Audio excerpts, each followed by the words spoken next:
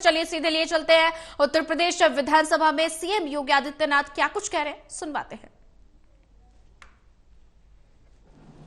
इस कार्य के साथ हमें उसी सकारात्मक भाव के साथ जुड़ना चाहिए।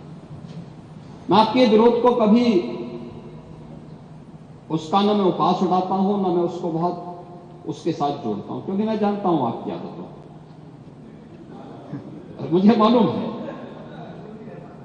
आप लोगों के बारे में एक मान्यता ये भी है, मजबूरी भी है, और आपके बारे में मान्यता भी है कि आज के समाजवादियों के बारे में तो जिस थाली में खाते हैं उसमें छेद करके फिर जाते हैं।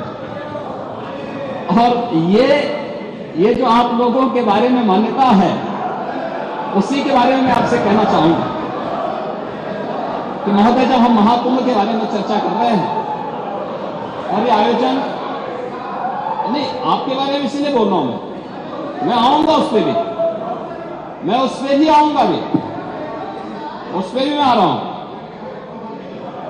जब एक महाकुंभ का विरोध पहले दिन से कर रहे थे, महोदय ने एक एक करके इनके बयानों को यहां पे उद्धृत करना चाहूंगा, और पिछले सदन में भी मैं याद दिलाना चाहूंगा, जब हम लोग यहां पे इसी सदन में आए थे तो महाकुंभ पे चर्चा, उस समय महाकुंभ की तैयारियां चल रही थी और चर्चा के लिए एक दिन निश्चित किया गया था। आप लोगों ने सदन नहीं चलने दिया, सदन नहीं चलने दिया। अच्छा होता महाकुंभ के पहले सदन में पूरे दिन भर की चर्चा होती, हम उस व्यवस्था के बारे में चर्चा करते, आपके अनुभव का लाभ लेते, लेकिन आपने चर्चा नहीं होने दी। लेकिन पहले दिन से ये चर्चा, पहले दिन से ये अफवाह और इस प्रकार का दुष्प्रचार आपके द्वारा निरंतर होता रहा। आप याद करिए, समाजवादी पार्टी के राष्ट्रीय अध्यक्ष ने महाकुंभ आयोजन के पहले इस बारे में कहना शुरू किया कि साहब, इतना पैसा और इतना विस्तार देने की आवश्यकता क्या है। उनका बयान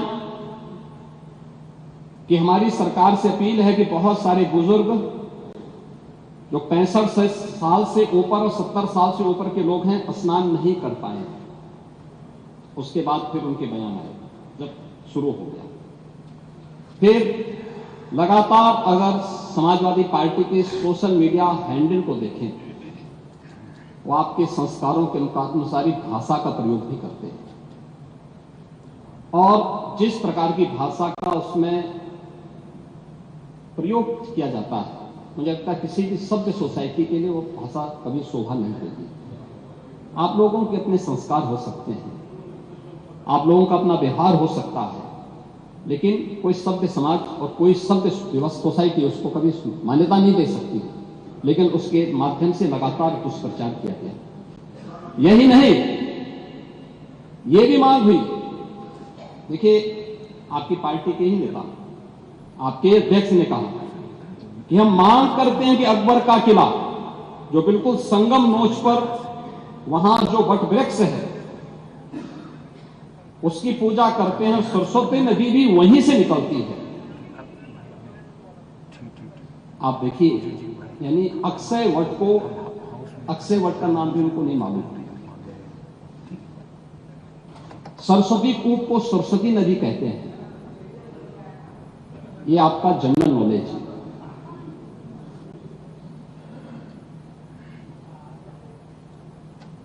इन्होंने कहा महाकुंभ कोई शब्द नहीं, क्योंकि महाआयोजन के लिए बहुत सारा पैसा निकालना था, पैसे की बर्बादी करनी थी, इसलिए नाम भी इन्होंने महाआयोजन दिया।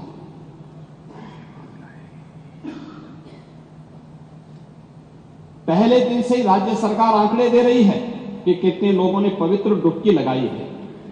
जो लोग पवित्र डुबकी लगाने वालों की संख्या बता सकते हैं, वे यह नहीं बता पा रहे हैं कि कितने लोगों की जान चली गई। इनके एक सहयोगी अरे चिंता मत करिए, एक एक प्रश्न का उत्तर देंगे, थोड़ा पेशेंस रखिए। देखो, आप बोल रहे थे, मैं बहुत शांति से सुन रहा था, बहुत शांति से। आप ही के एक सहयोगी श्री लालू यादव जी कह रहे हैं, अरे ये सब कुंभ का क्या कोई मतलब है, फालतू का कुंभ है, यानी सनातन धर्म के इस महायोजन को फालतू उनको दिखाई देता है। और इनके एक और सहयोगी उससे भी 2 कदम आगे आकर के कहती हैं कि महाकुंभ मृत्यु कुंभ में बदल गया है। ये क्या है? ये क्या है?